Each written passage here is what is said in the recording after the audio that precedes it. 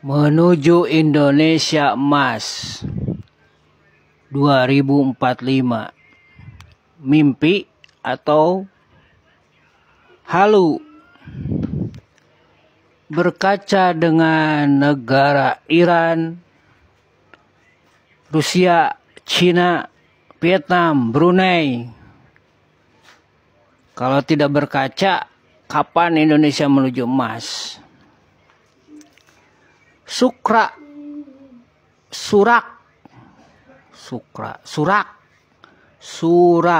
Partai Suara Rakyat.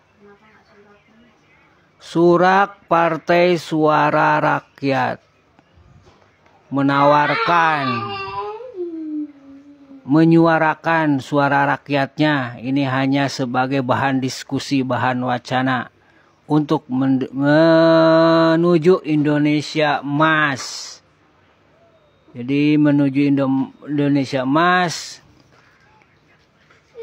melihat ketimpangan-ketimpangan yang ada sekarang ini dengan gaji yang begitu acak-acakan.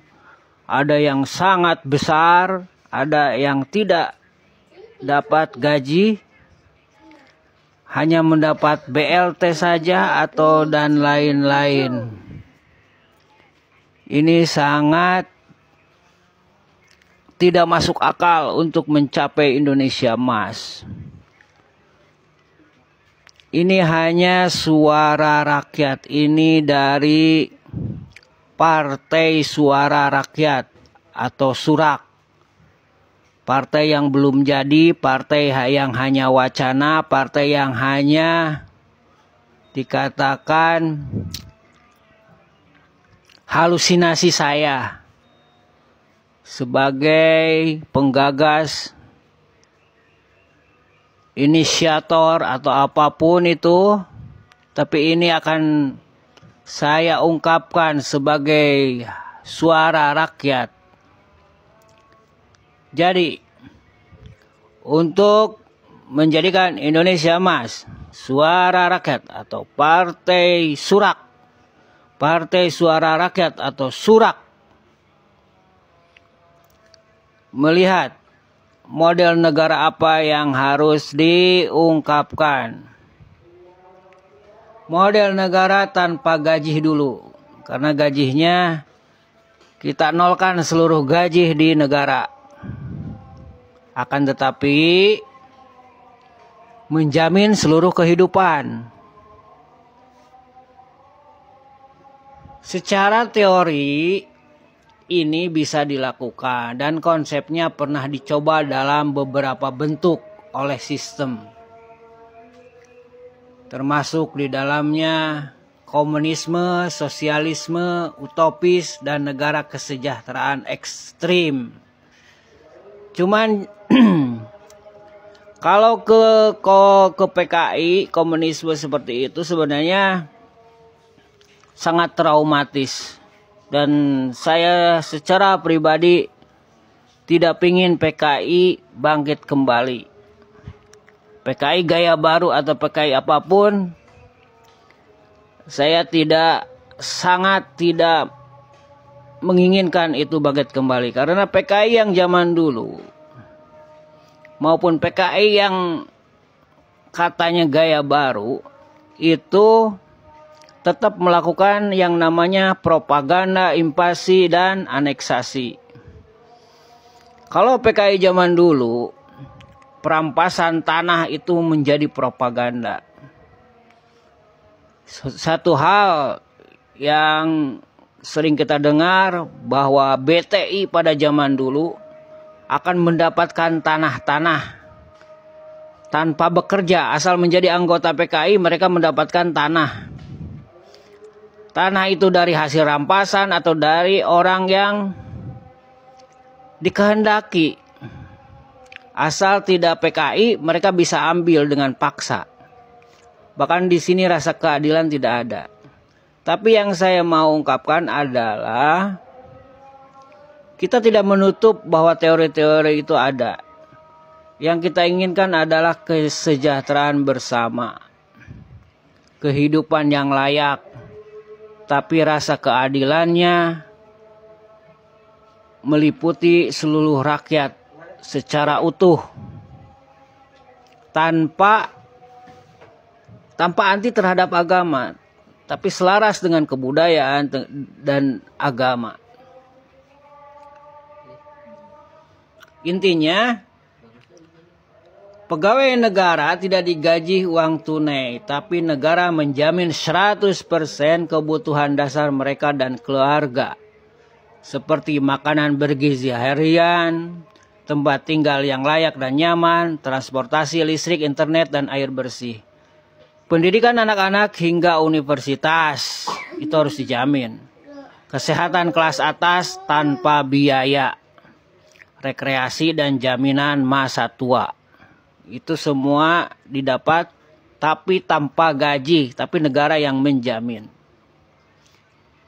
Jika semua itu terpenuhi secara merata dan bermartabat, maka kebutuhan uang bisa dikurangi drastis, bahkan nyaris nol. Nah, ini APBN bisa dirubah nih, bisa dinolkan. Cuman dialihkan kepada penjaminan daripada kebutuhan hidup. 2. Efisiensi dan penghematan negara. Menghapus gaji bisa menghemat triliunan rupiah dalam APBN. Tapi agar sistem ini efisien, negara harus mengelola logistik dengan presisi tinggi, distribusi pangan, rumah, kesehatan, dan lain-lain. Korupsi harus nol, karena jika ada kebocoran, sistem langsung kolaps. Sistem ini harus berbasis data real time, by name, by address, agar tidak tumpang tindih atau bocor ke warga yang tidak berhak. 3. Rakyat dipekerjakan sesuai kebutuhan negara. Dalam sistem ini, rakyat yang mampu bekerja diwajibkan bekerja di sektor-sektor vital. Pertanian, pendidikan, transportasi, kebersihan, pertahanan, dan lain-lain. Negara menugaskan rakyat berdasarkan minat, potensi, dan kebutuhan negara. Mirip militer wajib tapi untuk sipil. Sebagai imbalannya, rakyat dan keluarga mendapat jaminan hidup total. Dijamin hidupnya total.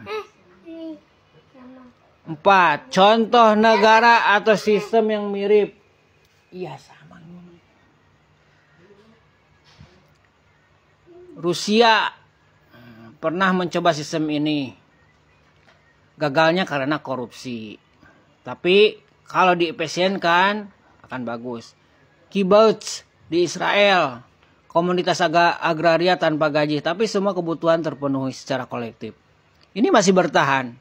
Ini bisa dicontoh. Atau Utopian Socialism, Charles Fourier, Thomas More pernah digagas, tapi ini tidak tahan karena menghadapi krisis nyata.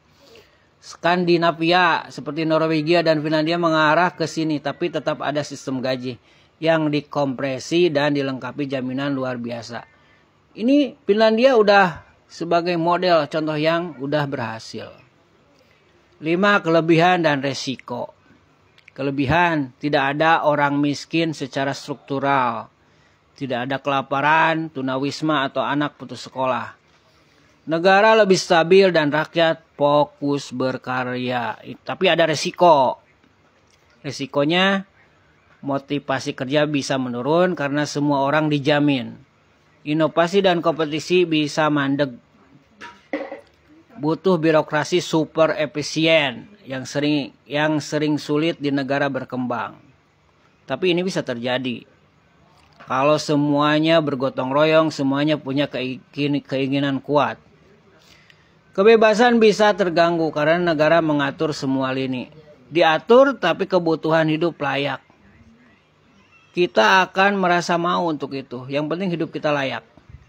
Alternatif realistis, hybrid system. Nah, ini alternatifnya. Daripada ekstrim tanpa gaji bisa dibuat sistem hybrid. Misalnya gaji nominal kecil plus jaminan total hidup. Rakyat wajib kerja sosial 10 jam per minggu sebagai kontribusi. Negara menerapkan subsidi langsung kebutuhan, alih-alih uang tunai tak terarah. Ini karena pengalaman kita, uang kayak BLT itu tidak sampai pada orangnya, pada tempatnya, pada yang memerlukannya itu tidak tepat sasaran. Penutup. Jadi bisa tapi sangat sulit, butuh pemerintahan yang sangat bersih dan kompeten. Data kependudukan dan kebutuhan real time, budaya masyarakat yang sudah siap gotong royong bukan konsumtif. Namun jika berhasil, model ini bisa jadi loncatan peradaban, menjadikan negara lebih manusiawi dan efisien, bukan berdasarkan uang, tapi berdasarkan keadilan dan kecukupan. Blueprint sistem tanpa gaji tapi rakyat tetap sejahtera. Skema distribusi kebutuhan hidup, pangan, papan, pendidikan, dan kesehatan. Sistem kerja nasional, rakyat bekerja sesuai minat dan kebutuhan negara. Rancangan efisiensi APBN baru tanpa pemborosan gaji besar-besaran.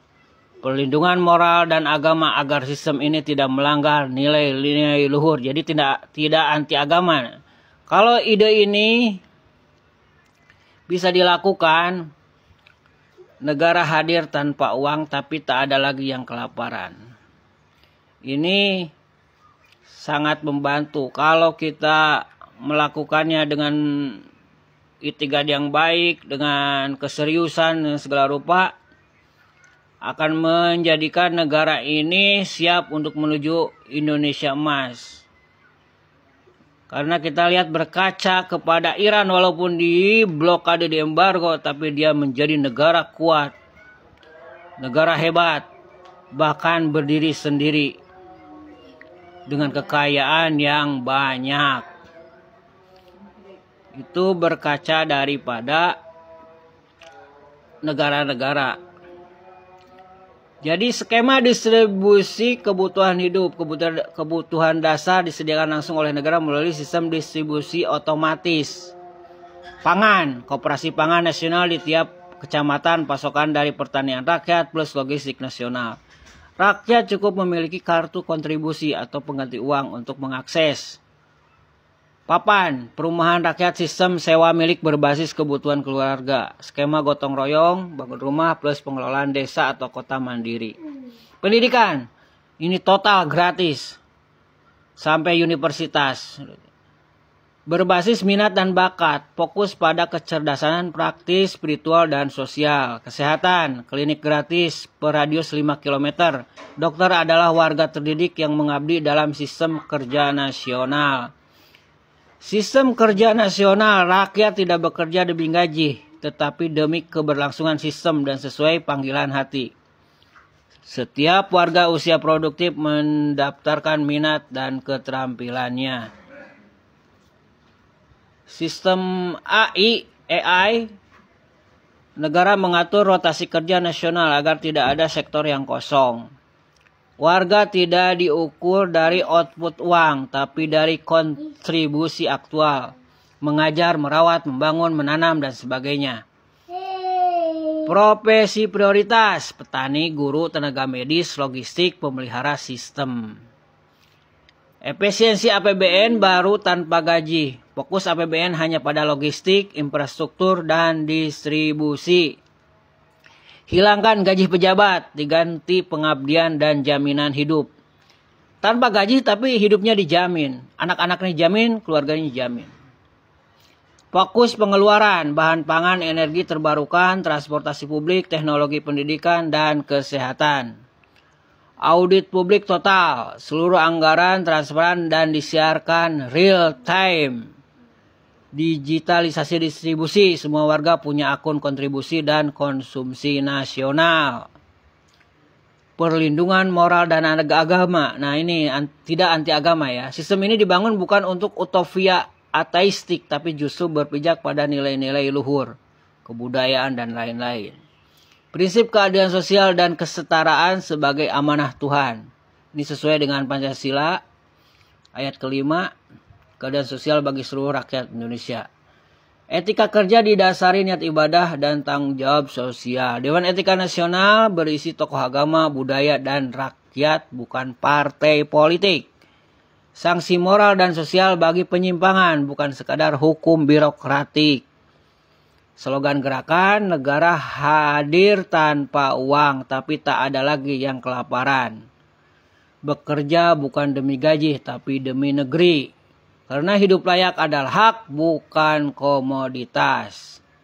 Nah, di sini ada manifesto. Negara hadir tanpa uang, rakyat tetap sejahtera, visi untuk Indonesia yang adil, makmur, dan bebas dari perbudakan sistem gaji. Pendahuluan, mengapa sistem uang gagal? Sistem uang saat ini menghasilkan jurang antara si kaya dan si miskin, memperbudak manusia untuk bekerja demi bertahan hidup, bukan demi kebaikan bersama. Gaji menciptakan kasta, ketimpangan, dan ketergantungan. Sudah saatnya kita ubah arah. 2. Apakah yang kita tawarkan? Negara distribusi, bukan transaksi. Negara hadir untuk memastikan seluruh kebutuhan dasar rakyat. Pangan, papan, pendidikan, dan kesehatan terdistribusi secara adil, merata, tanpa memerlukan uang. Sistem kerja berbasis minat dan kontribusi. Setiap warga negara berkontribusi sesuai kemampuan, minat, dan kebutuhan bangsa. Tidak ada lagi pekerjaan yang dilihat rendah karena semua peran terhubung dalam rantai kehidupan. 3. Bagaimana sistem ini bekerja? Semua dapat tempat tinggal. Program perumahan nasional dibangun gotong royong. Setiap keluarga mendapat tempat tinggal yang layak sebagai hak. Ini hak. Mendapat tempat tinggal itu hak, bukan barang jual beli. Dan tidak jual beli. Pangan gratis dan merata. Petani rakyat didukung penuh logistik dan teknologi. Pangan masuk ke pusat distribusi lokal. Bisa diakses dengan kartu kontribusi nasional. Pendidikan gratis dan sesuai bakat. Anak belajar bukan untuk ijazah, tapi untuk menjadi berguna. Setiap orang punya hak mengembangkan potensinya dan hak itu tidak dijual. Kesehatan adalah hak, bukan bisnis. Klinik rakyat tersebar merata. Dokter dan tenaga medis tidak digaji. Mereka dihormati sebagai penjaga kehidupan dan dijamin semua kebutuhannya. 4. Kalau ada yang malas, bagaimana? Jawabannya, malas muncul karena sistem yang memaksa. Dalam sistem kapitalis banyak yang malas karena tidak kerja sesuai minat, tidak melihat makna dari kerja, dibayar rendah, dihina sistem. Dalam sistem kita, kerja dipilih berdasarkan panggilan hati. Ada rotasi kerja ringan, sedang, berat. Tidak membuat burnout. Semua kerja dihargai secara sosial, bukan uang. Solusi teknisnya begini. Kontribusi wajib minimal. Setiap warga usia produktif wajib menyumbang waktu. Menyumbang waktu kerjanya misal 15-20 jam per minggu. Dicatat lewat sistem nasional. Sistem yang benar. Kayak checker, cuman checkernya secara sistem nasional.